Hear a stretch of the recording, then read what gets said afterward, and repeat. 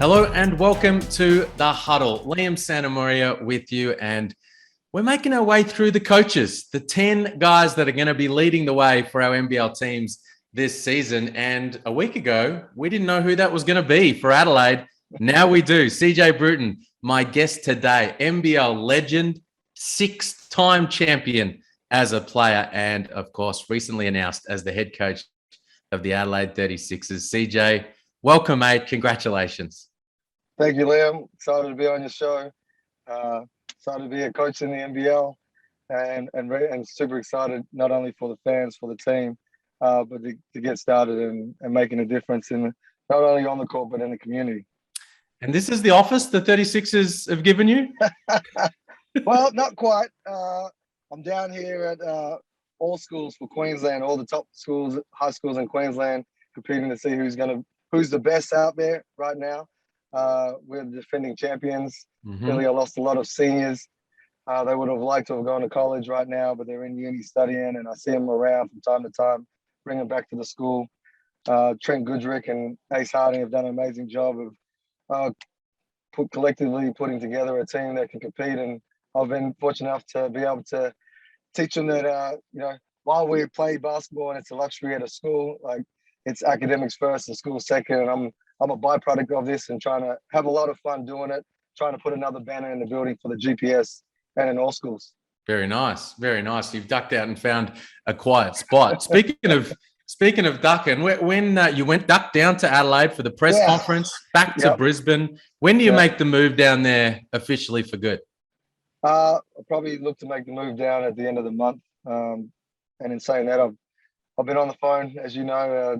Everyone's sent me well wishes and congratulating me, and so getting through that. And I've only just scratched the surface of that. So for those that are listening, I apologize, and I will get to you. It's the personal message I've been asking my father and obviously Andre and others of. I didn't expect this part. Like when you play and you're leaving the game, it was a lot of that, and you just have to put one thing out. But when you send personal messages, I like to get back to you. So I'm looking forward to. I've been interactive with our coaching staff, meeting every player, just talking to them about just what I see right now and where we're at.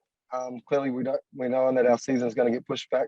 We don't have a clear date yet, but what does that look like for us right now, and trying to work backwards?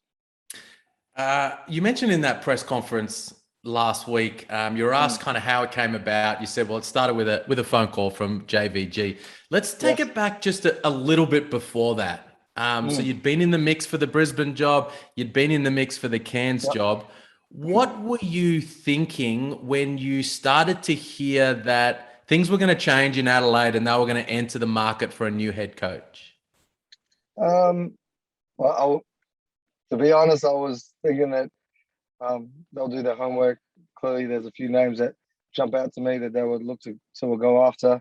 Some older ones, some guys that like even John Reilly, like from the Andrew Gaze to the John Reilly of this world, to even the Cape ones, even though they're all situated, you've got to go and explore that. And I didn't think anything of it as I was in Brisbane training with the guys, and I just saw Kai Sotto in the building at Auckland Flower Stadium, and place where Brisbane started, and to see him walk in, I was like, this is the guy that I tried to get to Brisbane.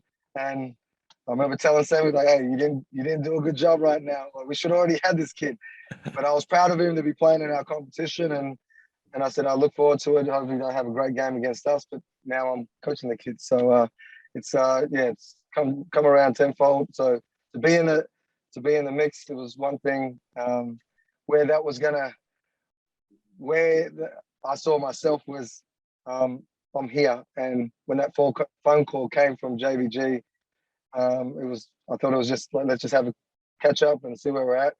And he said, you're the target that we've got, and we really want to see if this is something that you're interested in. And I said, well, again, like the Cairns scenario, I was not naive, but I knew that the job as anyone's in Brisbane. I put my hand up, and when I didn't get that, everyone's like, well, you got to be gutted. I said, Kesselman gave me a great platform. Him and Jeremy Lowleague re-establishing the club and being a part of that. So I'm forever grateful in that space. But no one's it's whoever owns this team decides what goes on. And this is a part of the business where you understand when you've been in it a long time and played in it. So I was just grateful to have an opportunity to interview for it. And when that fell through, then when Cairns came about, when I talked to the wife, it was almost, I was going through I didn't get this job. It was on my anniversary. I knew who the coach was. I was like, the club hadn't spoken to me and told me. It was a few mixed emotions there, but then I was like, okay, Princess, would you be interested in going to Cairns? And she's like, you know what, if this comes about and we're able to do it, let's do it. Sort of heard that 40 had the job in the background. So I felt like I was really doing an interview just to be doing an interview. But as you know, an interview process is something that you continue to work on your craft and put it out there and let everyone understand who you are and how you can help an organization in all facets. And I thought that, listening to where they were at and they chose to go down that path with Adam Ford, I think that they've done a great choice and it was a great decision by them as an organization. And I don't have any hard feelings. And I think everyone thought, oh, wow, if you don't get this job, clearly there's something going on that, that we don't know. But when this came about, I look at Adelaide's organization, look at what they've been able to put together as a team, where they've been at in the past. It's understanding. I already understand the richness and the culture and the players that have been there, the organization. I think Grant Kelly's doing an amazing job behind the scenes of trying to put everything in a platform. His heart is where I'll say Paul Blackwell's is of caring for a city, the culture, and in depth and wanting to keep understanding the game and growing the game and making it big time in the city.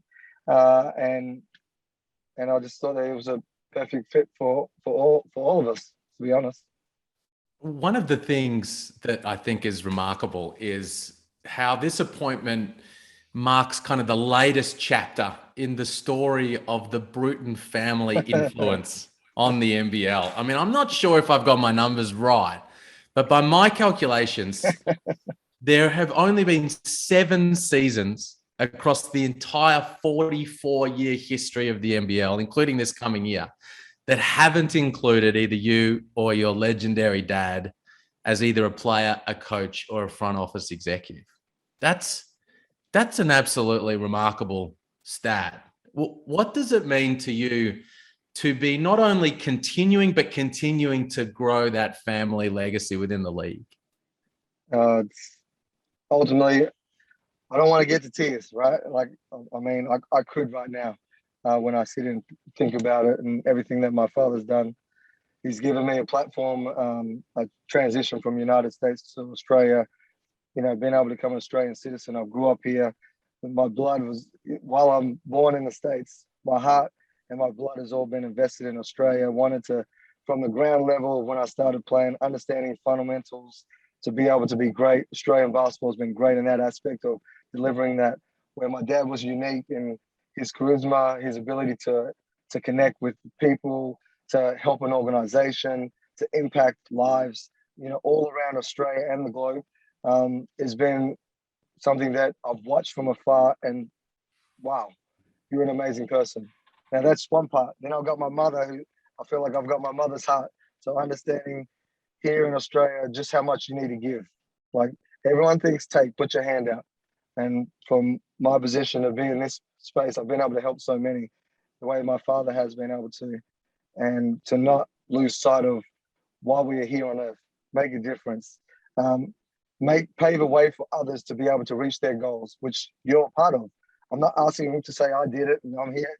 This is just who we are. And I feel like for what my father's created, how I was able to stay in the game and do that, the challenges, there's always challenges and setbacks, as we all know in life, but to overcome those things and how I've been able to manage those things and move on and still feel connected in the way that, for the back end, the way that from finishing off in New Zealand to the way Kesselman has maintained our league to the high standard, that's equivalent, like there's the NBA, then there's us, and to know that he saw a vision, that he saw a piece where I can't have you not part of it, and what role did you want? And when I chose not to be the coach of the Bullets, it was about helping an organization get back to its grassroots and understand that we have talented players here in Queensland and I want Queensland to be great and recognise all their kids that have a chance to play in the NBL.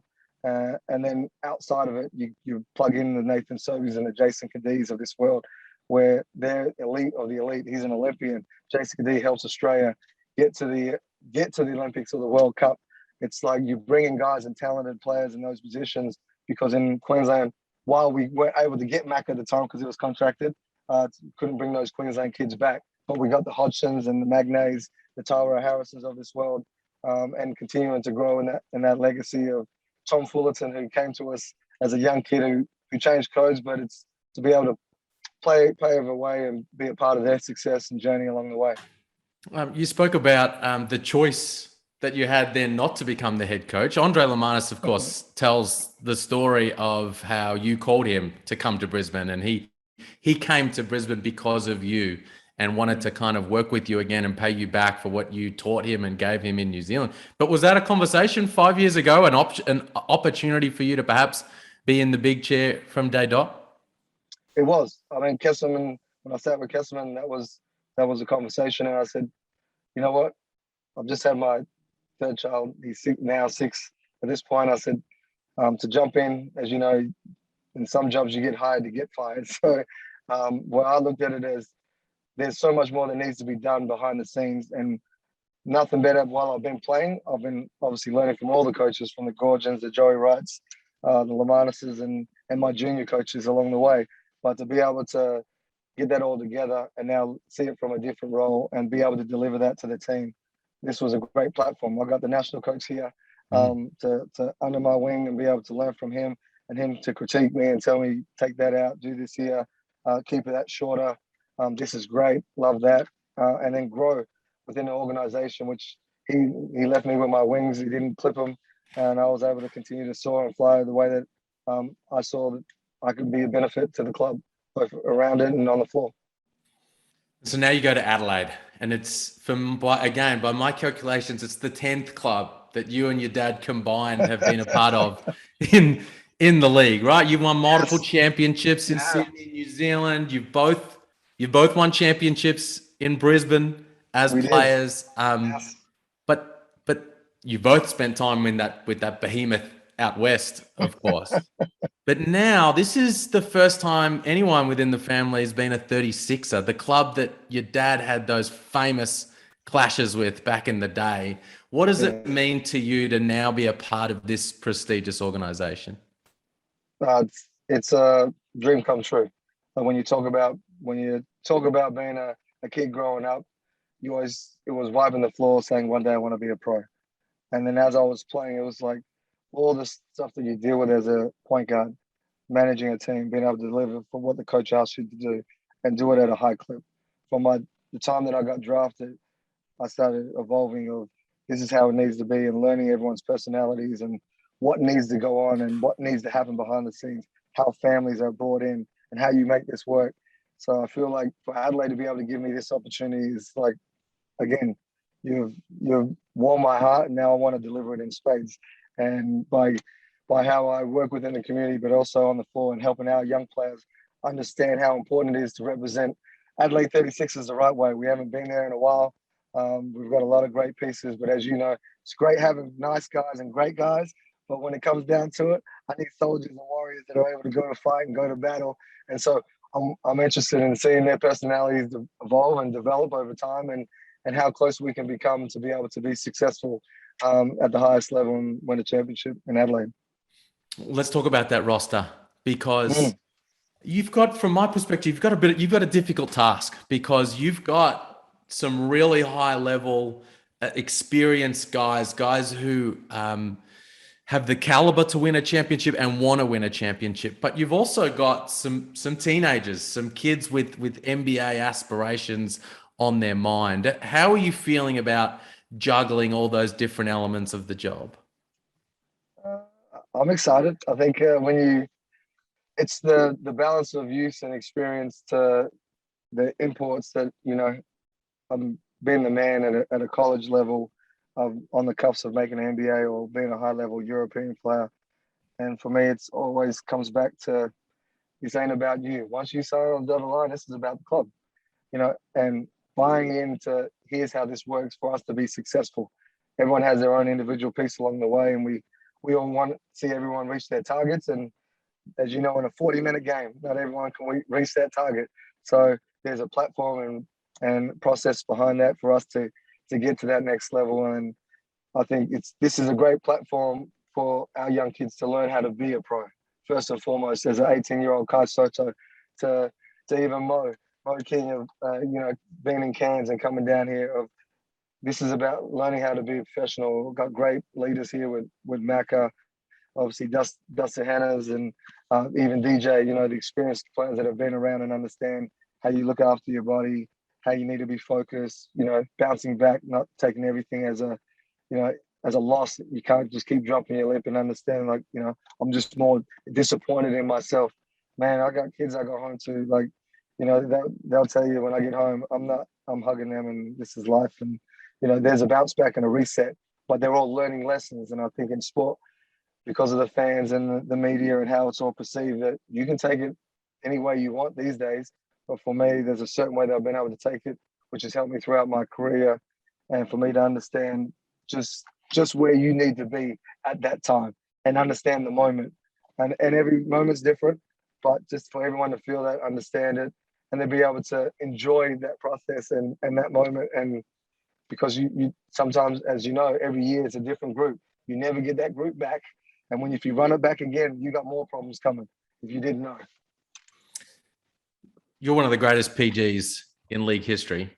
Your PG, Appreciate that. Well, it goes without saying. Your PG is Mitch McCarron, coming straight off a championship year, big free agent signing. One of the things I really loved about Mitch McCarron last season, as he was the full-time PG, felt like we started to see his kind of on-court personality come to the surface a little bit more. His game kind of spoke a little bit more when he had some fun out there on the floor, which of course you did every time you laced him up over the course of your career. What are your impressions of Macca and starting to work with him? I'm super excited. I spoke to him probably a few days after signing, going through a few different things up here and sorting a few things out. But once I connected with Macca, we had a great conversation. I just let him know straight off the bat of, he's done it. I mean, everyone's road to success or path is different. And for him, I just admired his path. I followed him from afar, from his BBI days, getting to the institute, going to college, how he played at Metro, to, putting his name out there to try and get drafted, taking the hard route to go to Europe, understanding about the game, the efficiency of the game, how it needs to be played for you to get on the floor and play at a high level. Coming back here, we recruited him in Brisbane. It was unfortunate. And, my agent didn't make that happen, so I was very upset at that. Daniel Moldovan, so I give a shout out to him. And then seeing him put him up in Cairns with Fernie and how that panned out for him. And I said, you've just gone from leaps and bounds of developing over time. And throughout it, he's just been a level-headed.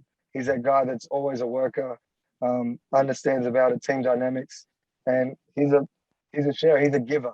I think, in life, there's the givers and the takers of this world, and I feel like he's a giver, willing to share it. He's happy to do whatever. He do the dirty work, and he doesn't get frustrated. Guards multiple players on it, multiple positions on the floor, and he loves it. And not only that, I've seen him over time. The way his family is with Northside Wizards and that organization from his dad, doing the legwork to see how he's growing up, and the dynamics of all the kids around Queensland and how they embrace him, how he's loved here, but how he carries himself always is the utmost. I got the utmost respect for him, and I believe together we can do great things. And lastly, man, I mean, it's the obvious question, but how do you see the 36ers playing under your leadership? What kind of style? I mean, we've seen under Joey, they were the fastest team in the league, right? Highest scoring, high octane. We've seen what Brisbane's been like with you and Andre leading the way over the last few years. What sort of style do you think we'll see with the 36ers? Well, you can look at the roster, and even though I didn't put it together, it's been plugged in as a unique team. And I feel like with that group, just looking at it, as I haven't been able to to see it in person, Mm. but you have a chance to play both styles, right? So I can play in the half court, but I can also play fast. And in saying that, is getting that balance right, and at different times and different runs to be able to say, let's set ourselves apart at this point in time to be able to, let's play this way here. And I might be able to do it with Humphreys in there. If I don't, then I have pieces around where when he's not in the game, that I can stretch the floor, put DJ at the 5 as he has been, and he's caused headaches for many teams over his time. But a fun way and a fun style, which, I mean, in saying that, everyone wants to do the same thing. Every coach that you talk to wants to play this pace, but you have to get to a certain level and understanding, and then adapting and letting players, as I have been able to develop. There's a structure part, and then there's the freedom where, you know, you have the guys of the Brett Maher, and you give a ball to Andrew Gaze and he goes and makes a play. You give it to D-Mac and you watch him do his thing from the pass, or the Shane Hills, where now I've got the Mac or the DJ, the Dusty Hannons. I've been with him for a few days since he got out of quarantine, and, you know, you better go over the screen. That's what I'm telling everyone that's watching. If you don't go over the screen, don't look at me. Don't look at my way, because he's pretty wet out there. Yeah. So to be able to have handy intangibles and be able to have guys that can set screens, get people open. Mac is a guy that loves to get out and run. As I said, he's a willing giving passer. So look to see us get up and down quite a bit more than they have in the past, instead of just walking up and playing a half court set.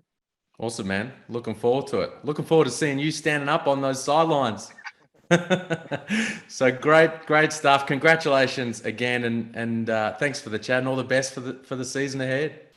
Appreciate it. Look forward to catching up during the season. Thanks, man. Cheers.